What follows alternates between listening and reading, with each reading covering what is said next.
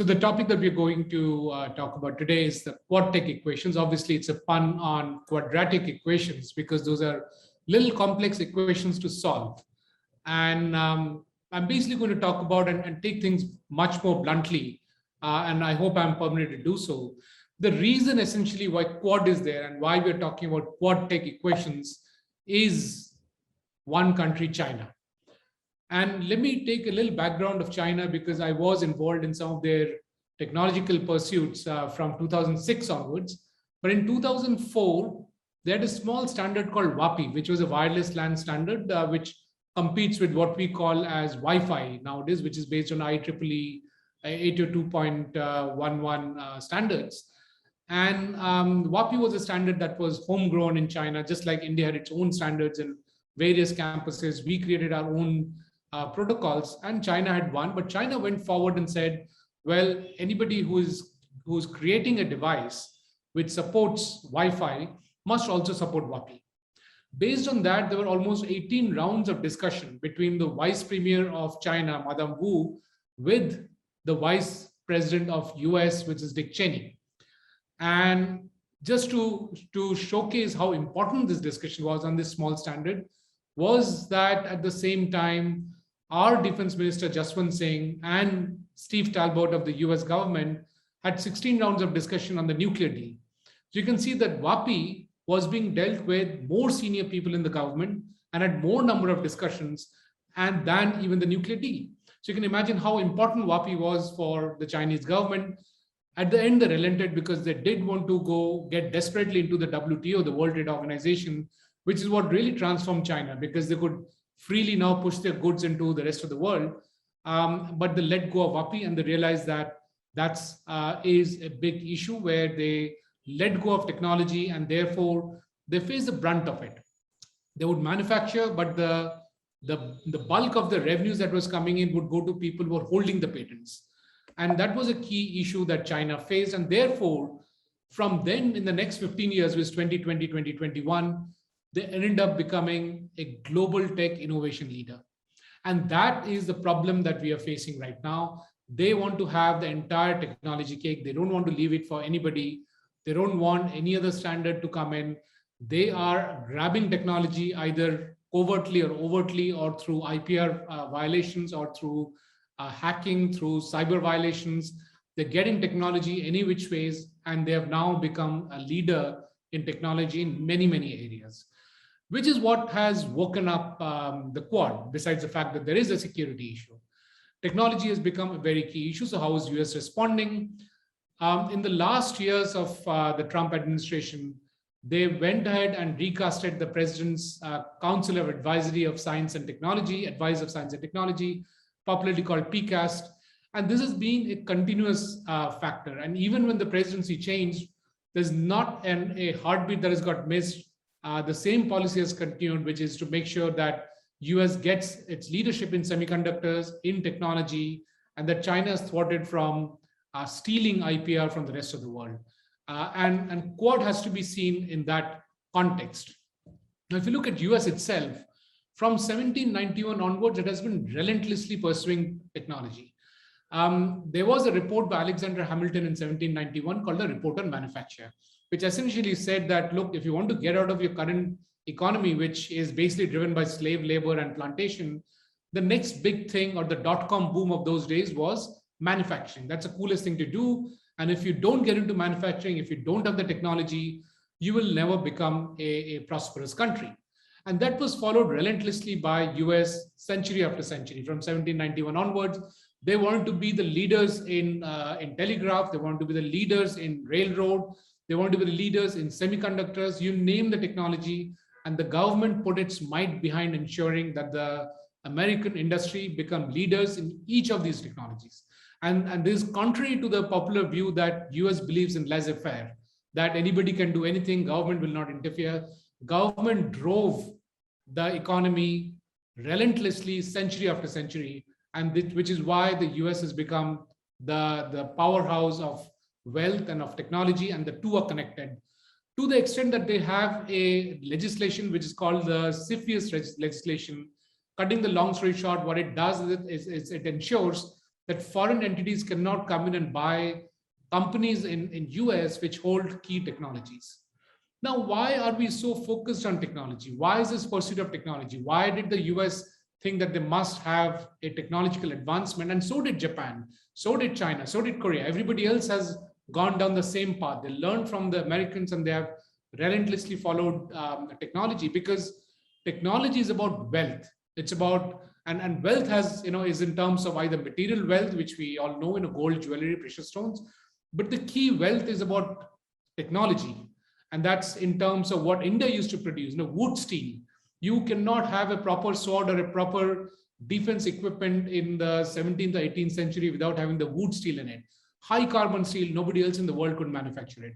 Sugar manufacturing, we created crystalline sugar from the Harappan civilization onwards, till the time that the Chinese under the Tang dynasty in 7th century tried to force the Harsha Empire to part with that technology.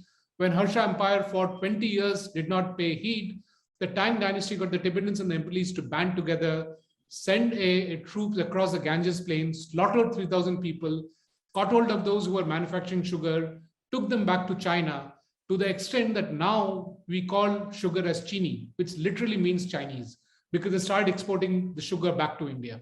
And they realized the ability of the power of technology.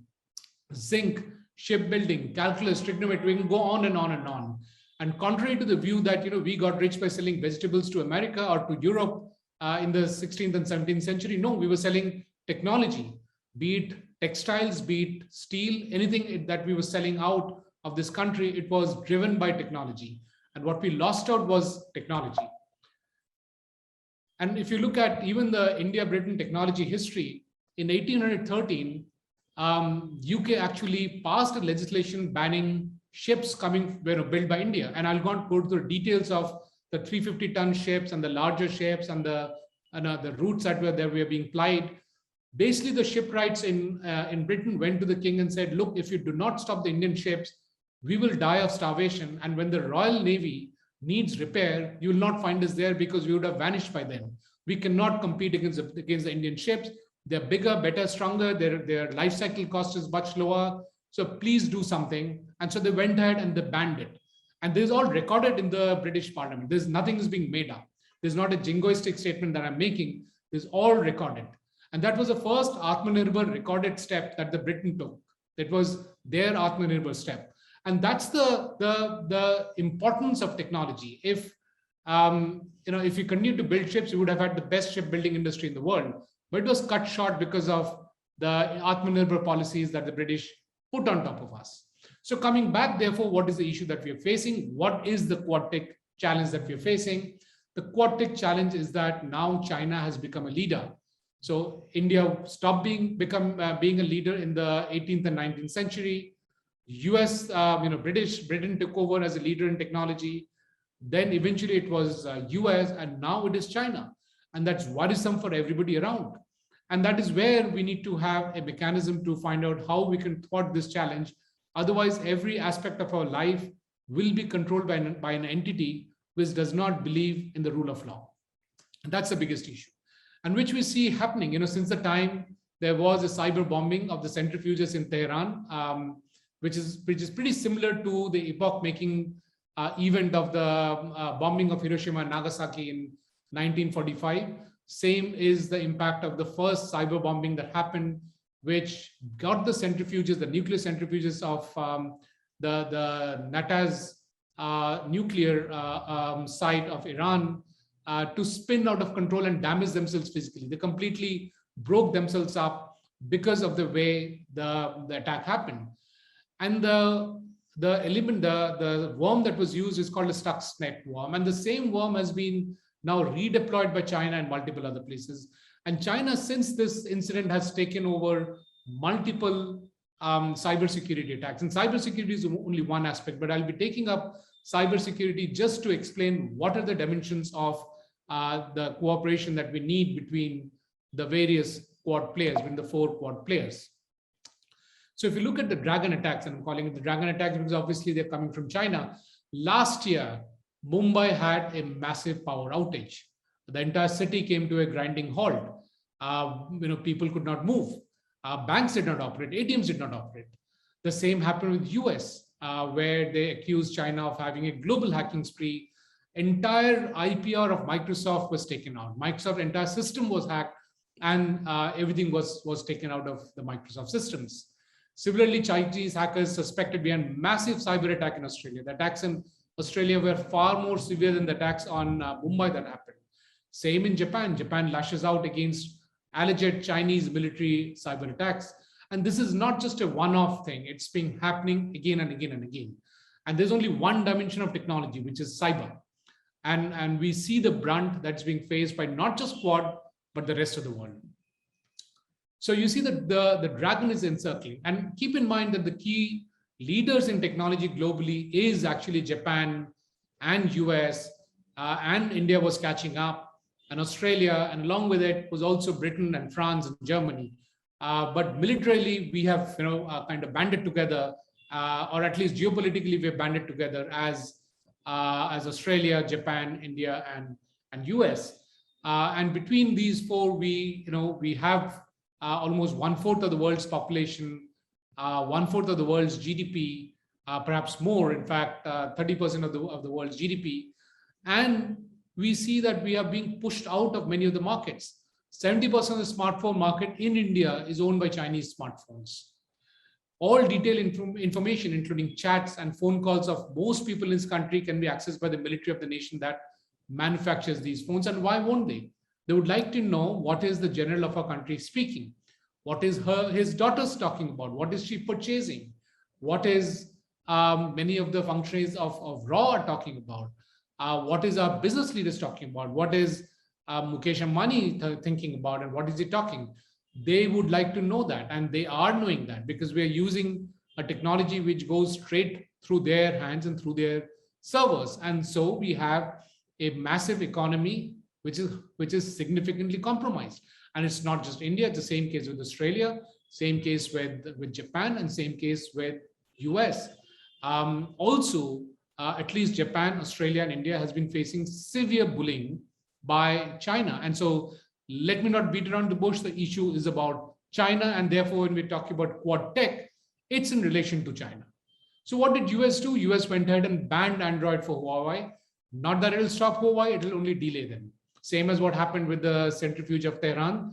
It will not stop Iran from creating the nuclear bomb. It will only delay them. And that will probably give some breathing space to the US corporations and perhaps the Indian and Australian and Japan and Japanese corporations to be able to get back in the game. In fact, globally, China has an extremely disproportionate share of the smartphones market. And smartphone is a personal equipment. It is almost tied to our body. And so everything that we do, including our oxygen levels in the body, can be measured by the sensor in many of the smartphones. And therefore, everything about us is known to somebody who may be interested in knowing things about us. Also, it is a mechanism of pushing apps which are only made in China, and therefore there's a further compromise that happens. Also, in terms of critical infrastructure, you can compromise a large number of people at the same time. Typically, you really can't compromise one person and sabotage a critical infrastructure. But when you can compromise many people because all of them are using the smartphones, you can really compromise that infrastructure. And that's extremely worrisome for us. So what India has been doing in India's cybersecurity, if you look at the Acronis Cyber Readiness Report of 2020, which placed India as the country facing most number of cyber attacks in the world, more than double compared to any other country. ITU's Global Cybersecurity Index 2018 ranked India as 47th in the world in the category of countries showing high commitment to cybersecurity. So we are very, very committed. India's National Cybersecurity Policy 2013 is a holistic framework to build a secure and resilient cyberspace for citizens, businesses, and government, to the extent that we now have undertaken a project of just creating a resilient internet. To take an example, if somebody goes and deletes a .in in the 13 root servers which practically control the internet, you can bring down India's e-commerce system down to its knees. You will not be able to do any transaction.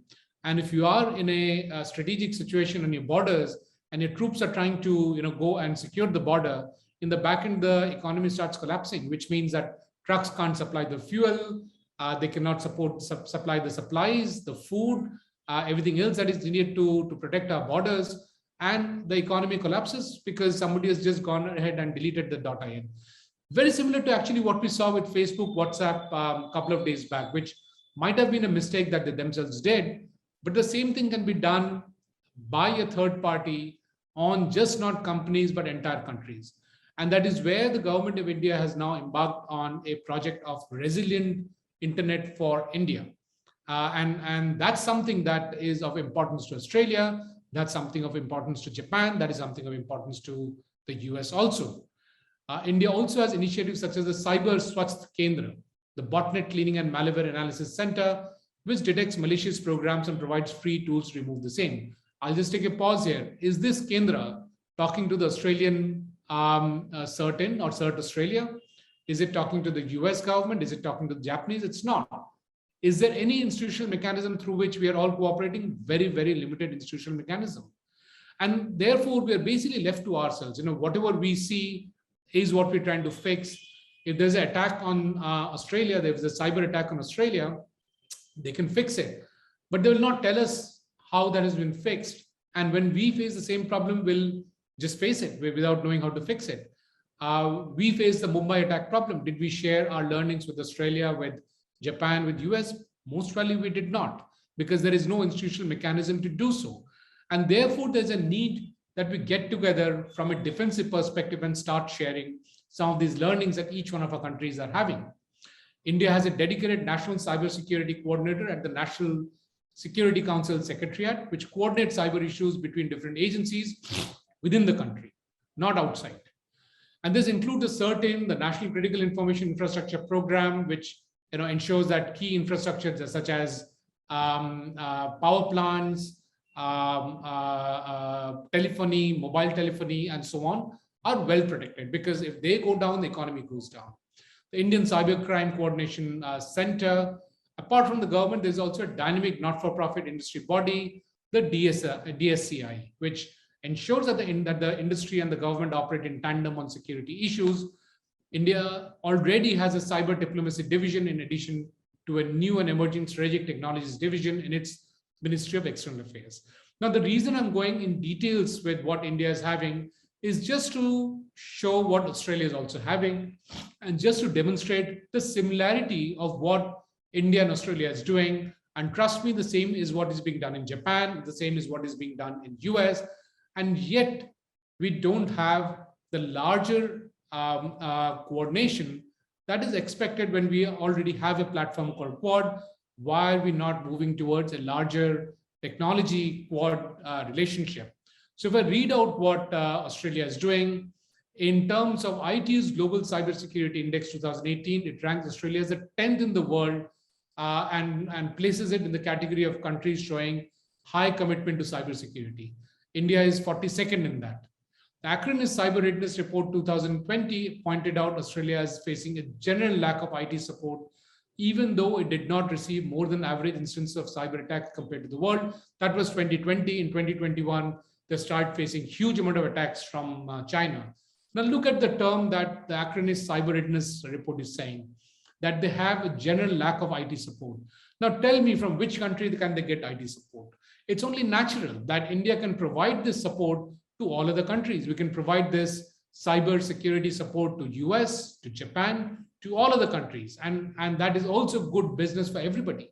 We can help the companies in US and Australia and Japan to be far more secure, and therefore save them from having losses, and at the same time increase our cybersecurity industry in this country. Australia's Commonwealth Scientific and Industrial Research Organization, CSIRO, forms a basis for industrial guidance and is scientific evaluation of prospects, which is a cybersecurity roadmap that they create. Australia's Cybersecurity Strategy 2020 envisions a more secure online world for Australians, their businesses, and their essential services, towards which an investment of 1.67 billion has been allocated over 2020-2030. So there is real money that is there. And if they use Indian services, then they can get a larger bang for the buck, as I say, for that $1.6 billion that they're using. And they can get far more from the cheaper resources that we provide, which are highly skilled resources. The 2020 Defense Strategic Update recognizes cyber warfare as a key enabler of a gray zone activities and calls for strengthened cyber capabilities. In fact, as we speak, there is a government grant coming from Australia, which talks about a Australia-India program through which one can actually cooperate on cybersecurity. That's out of sheer coincidence. The last year of the grant closes in the next 1 week. And actually talks about the gray zone activities, about cyber warfare and so on, and talks about cooperation between India and Australia. The Academic Centers of Cybersecurity Excellence Program, launched in 2016, establishes Centers of Cybersecurity Excellence at the Universities of Melbourne and Edith Cowan. Australia also has the Cybercrimes Act 2021, which serves as the primary legislation governing cybercrime. Apart from this, it has the Security of Critical Infrastructure Act 2018, which focuses on sabotage, espionage, coercion posed by foreign involvement in Australia's critical infrastructure. Australia also has a dedicated ambassador for cyber affairs. Keep in mind, India has something similar in terms of its diplomatic outreach. So Australia also has a dedicated ambassador for cyber affairs, critical technologies since 2017, and leading Australia's international engagements in cyberspace and critical technology. So what we see is that each of these stakeholders of Quad have the domestic institutional infrastructure and institutions in place. What we now need to do is put a small layer on top of it and interconnect these institutions, which are national in nature, and make it transnational, or rather, Quad Tech in nature, so that they can start talking to each other and it benefits each of these entities. I do realize I have very little time, and I think about 15 minutes was allocated. So I've kept it very short and brushed over many of the detailed issues. But the issue of Quad Tech is not just cybersecurity, as I mentioned right at the beginning. It's about artificial intelligence. The more data one has, the more one is able to move ahead of the other nations. And AI is the technology of the present and of the future. Anybody who controls AI will be controlling human life in future. And if we don't band together, we will lose it out to a nation which does not believe in the rule of law. Same with space. There is one consortium which is trying to govern how resources in moon will be used. And there are nations which are not part of it and led by China. And do we want to be part of this group or part of the other group? A group which does not believe in the rule of law, or a group which has certain democratic principles in place? And we need to make sure that Quad puts its weight behind the rule of law and ensures a very open participation of the various nations involved in space exploration, India being one of the key space powers in the world. Electric vehicles. Where do we get the minerals, the critical minerals for electric vehicles?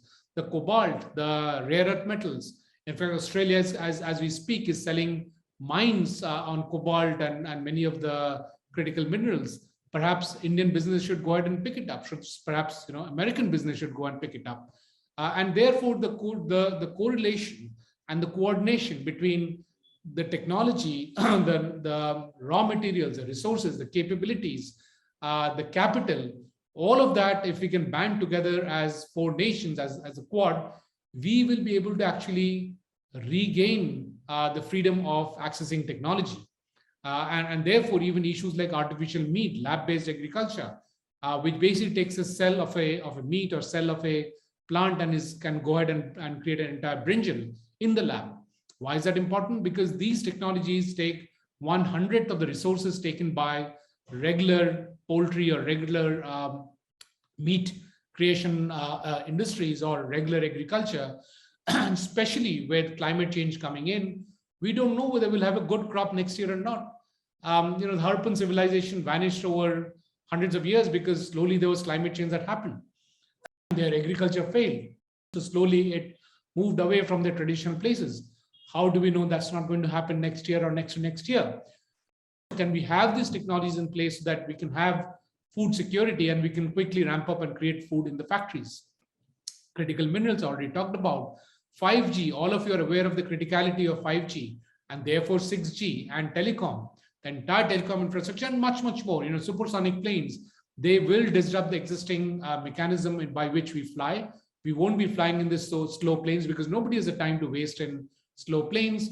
We have Mudabla of UAE, which is a sovereign fund of UAE, investing into a supersonic project by the Russians. The Quad does not have any such program.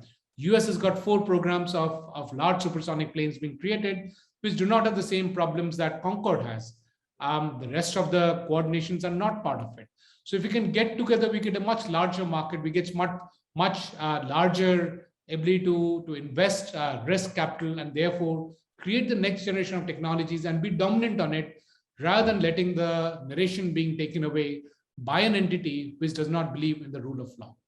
So I'll stop over here, and thank you so much for the patient hearing, and I'll be open to any questions. Thank you.